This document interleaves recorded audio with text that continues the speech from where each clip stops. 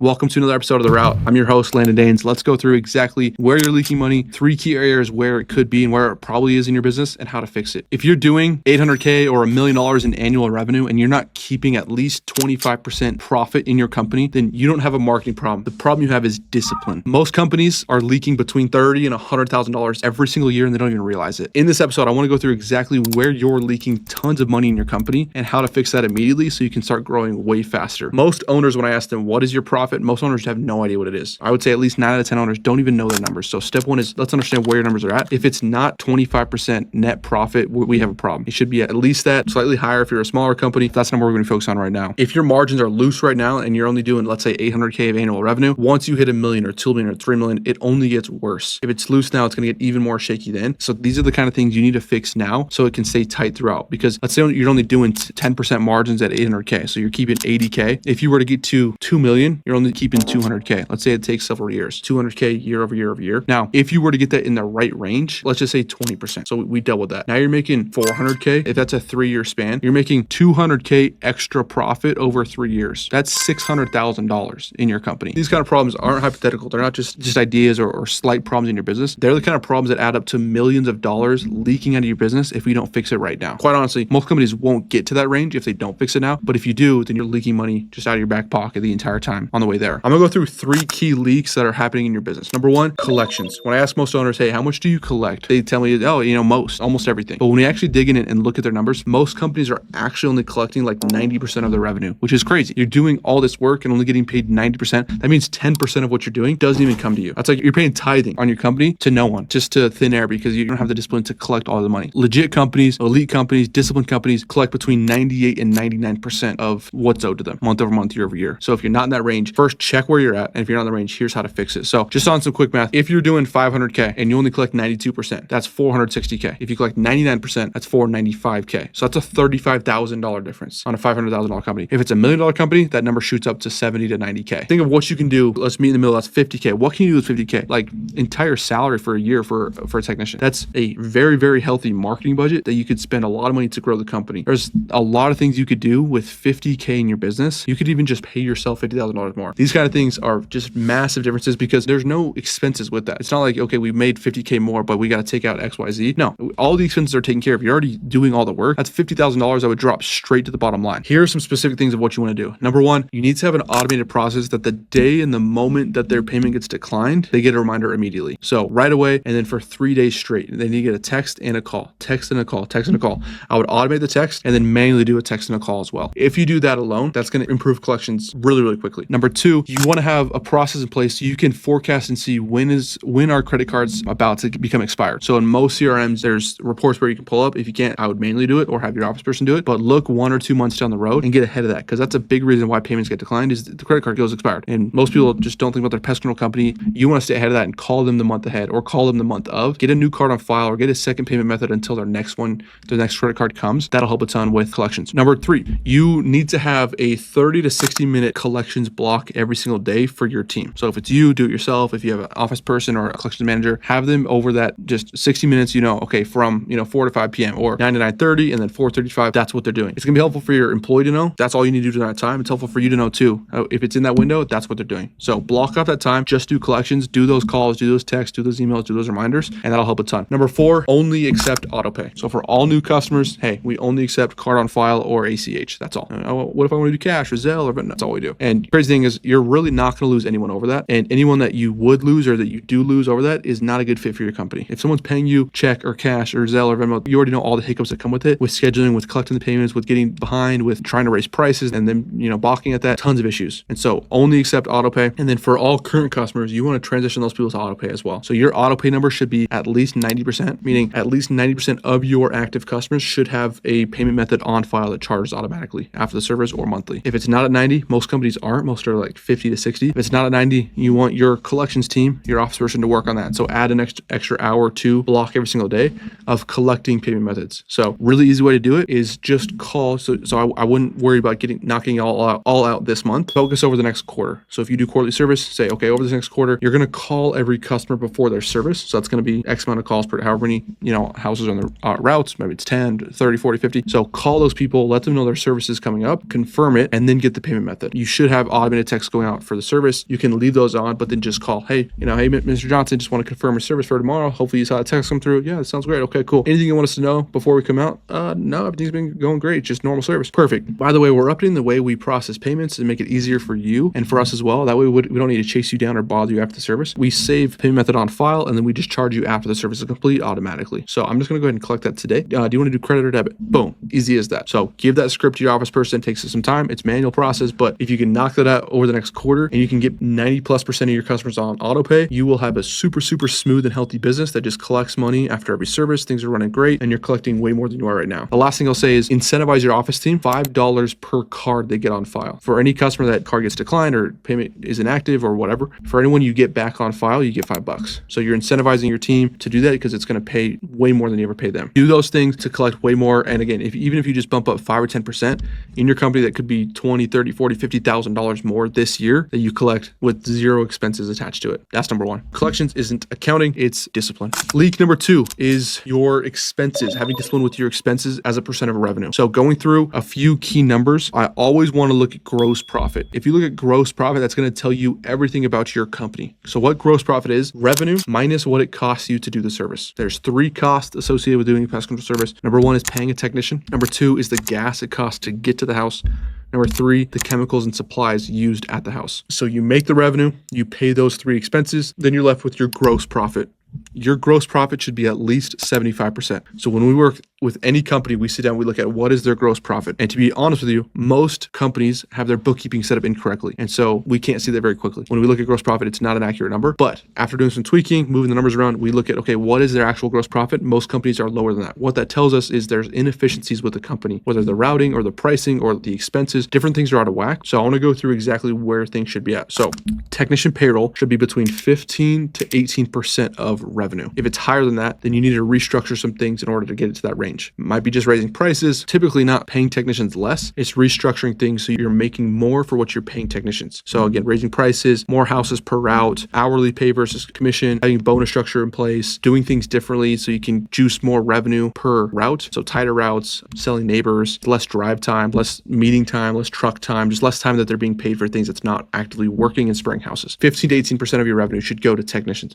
Now, chemicals should be between 4 and 5%, and then gas should also be between 4 and 5%. Now, there's companies that can get those numbers way lower, down in the 2s and 3s, which is ideal and amazing. I set that as a ceiling. So if your numbers are in that range, 15 to 18, 4 to 5, 4 to 5, then your gross profit should be between 73 to 75%. Meaning if someone pays us $100 for a job, after the job is complete, technicians back at the office, everything's done, we have $75 left for all the other expenses in the company and then profit. Most companies are way lower than that, usually between like 60 and 65, meaning after they do a job, technicians back at the office, now they only have $60 for everything else. And you can see if we're losing 10 or 15% on every service before we even like account for all the other expenses, that's how companies can get bottlenecked and hit a ceiling really quick. Because it's like, hey, company A, 75% gross profit. After the service is done, we have a lot more cash to go do things. Obviously, there's office, there's rent, there's insurance, there's other things, but now we have more money for marketing and sales and growth. Company B, 60% gross profit. It's costing us way more to do a service. So we come home and there's less money to keep in the business. So we're only paying for what we need to stay alive. So our licenses, insurance, trucks, those kind of things, there's no money left to grow. That's usually the biggest difference maker and where companies can really hit a ceiling. Companies in section B are always stuck relying on word of mouth and referrals and can never really bolster their growth. Companies in section A can always grow faster and faster because they got their margins dialed in and they have more money left over to scale and to pay to grow the company, whether it's hiring someone that can grow the company or paying for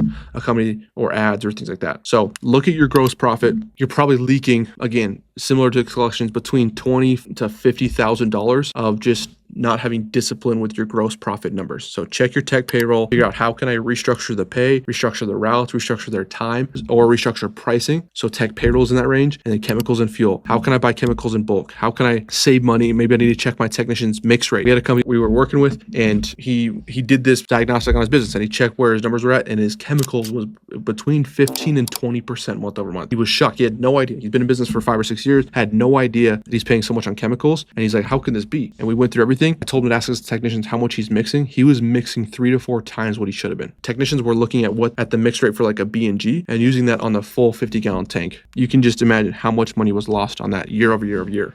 So I mean, he was spending 4 to 5 times too much on chemicals for several years straight, literally hundreds of thousands of dollars gone, just like that. Check those things. It might sound silly, but you want to check those things because little things like that can get out of whack really quickly. So restructure technician pay, bulk order chemicals. Most companies will do discounts if you bulk order or let them know what you're projecting to do. Check the mix ratios of chemicals.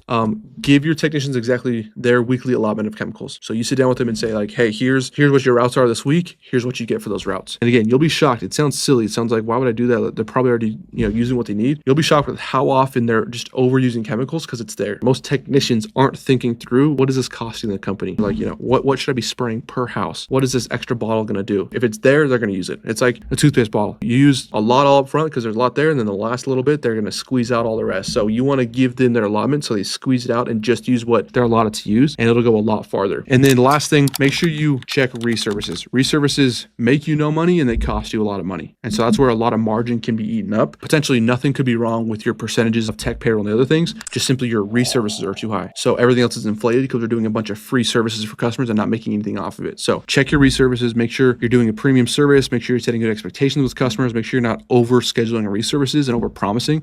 And if you can cut those down, that can help your margins a lot. Again, a lot of money could be left on the table right now between $50,000 and $100,000 of just paying too much and having expenses leaking left and right. Leak number 3 is route density. So most companies are leaking, just trickling money out every single day by not having super tight routes. If your company, let's say on average, a technician does 8 stops per day instead of 10, there's a ton of profit being left on the table. If we were to squeeze just one extra stop per day on your routes, I always say that every stop on a route should be worth $150. So one extra stop per day, $150 for each 20 days per month. That's $3,000 per month. And if you have, let's say 3 techs, that's over $100,000 per year of additional capacity and revenue that you can put into the company that you're not right now. So you're could be over hiring because things aren't tight enough right now. So you're hiring an extra technician when in reality, we don't need him. We need to run things tighter and leaner. And we could juice out another $100,000 at the same expense rate we have right now. Obviously, it'd be a little higher because, it's costing more to do the services, but very little cost and $100,000 more. That's where a lot of things could be leaking. Look at your routes. What I would recommend is schedule a month out. So if today is March 1st, schedule all of April. So you're fully scheduled out at least a month in advance. What this is going to do is you're going to be able to schedule things way tighter. Companies who just schedule daily or weekly, you only have such a small window. You're only seeing who's due in that window. What's crazy is you could have neighbors that are pretty dang close to each other, but if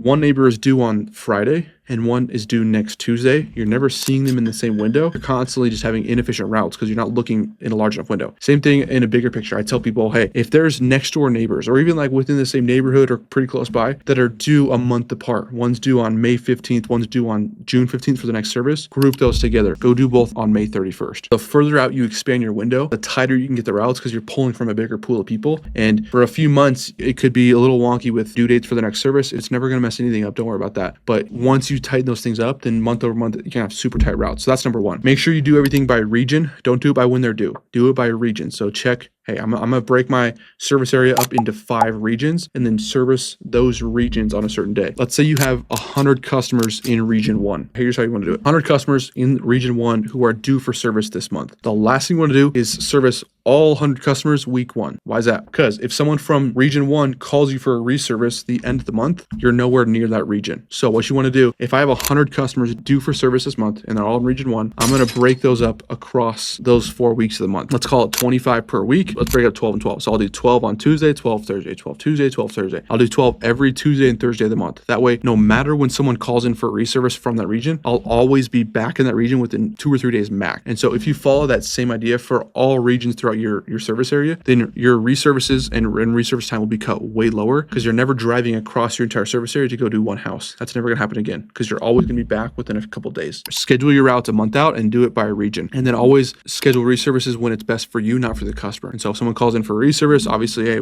ask what's going on. And then you give them the days you can come back. Okay, we can come back either, tomorrow or we can come back Friday or next Monday. What's better for you? And give them those options. Most times we overcomplicate and think reservices are more urgent than they are. But we need to get back there right now today. When in reality, if you offer a day further out, most times customers will say, oh, yeah, that's perfect. Let's do it. Let's do next Wednesday. And they have no pushback there. Put neighbors together, schedule a month out, put everything in regions and zones rather than just when they're due for service. Route density is a quiet multiplier of revenue in your business. business that you could be leaking a lot of money, and make sure that your routes are fully maxed out and fully tight before you ever think about hiring someone. I would jam everything you can into one route or however many technicians you currently have before you ever try to hire someone, because a lot of time you're leaking a lot of potential revenue and over hiring. One more, here's a bonus one, is recurring expenses. So most companies don't audit their recurring expenses, and you're probably spending a lot of money on things every month that you have no idea of. We do this with companies we work with, and most find between $1,000 and $3,000 of expenses they can cut out immediately. We've had companies do a bunch more, but that's typically the range. So think to yourself, if my company were to drop 20% in revenue,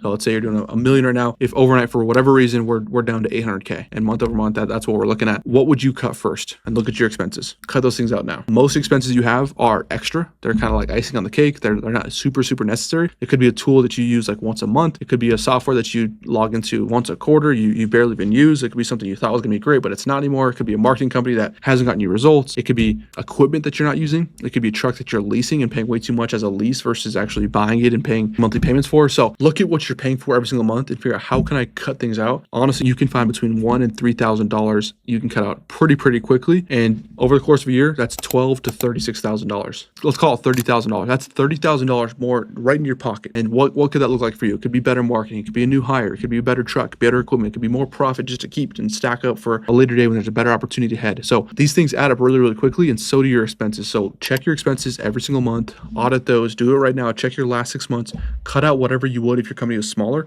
That's what Elon Musk always says he does and always suggests, is we cut things out. Just cut. Once something breaks, we add it back in. And so if you cut something out and it's like, oh shoot, we're actually behind because we don't have that thing, or we're not able to send out any quotes and customers are waiting us because we don't have that software anymore. Okay, let's get that back. But until then, let's cut everything out until something breaks, and you'll be shocked with how lean you can get your company. So big picture, if right now you're at $1 million of annual revenue and you're only doing 10% profit, it's $100,000 profit you're keeping. If you can get that to the 20% or even 25% ideal range, that's an extra $100,000 or $150,000 in your company. And if we pull that over the next 5 or 10 years, that's millions of dollars that you're leaking right now. So all these things compound really fast and really quickly and huge over time. And so it's not just, cutting out one expense here. It's not just, okay, adding one more house on each route today. It might feel small right now, but when you really think big picture, it's hundreds of thousands of dollars of a difference in your business and in your life. Do those 4 things. Audit all your recurring expenses. Check your route density. How can we get it tighter? Be more disciplined with your expenses as far as gross profit and what goes into cost of goods sold. And then also be more disciplined with your collections and how we collect money, how disciplined we are with reminders and automations and follow-ups and those time blocks every single day to collect more of what we do and what we're owed. If you do those 4 things, you can add tons of money to your company without ever touching new customers, marketing, or new sales. This is just money that just pours in straight to the bottom line because there's nothing new, no added expenses with any of these things. So focus on those things. Stop being a leaky bucket in your pest control company and get way more money in. And then growth is really easy because you have way more margin for it, way more cash flow for it. And it almost happens just naturally because things are flowing and things are really tight. Do those things in your company. Hopefully this is helpful and valuable for you. And if you want some more ideas on how to scale your pest control company, go to my Instagram page at Landon Danes. I post every single day there. You can also go on Facebook. Pest Launch is the company name, and you'll see daily tips and tricks on how to grow your pest control company. But if not, leave a quick review in the section here, and then also we'll catch you on the next episode.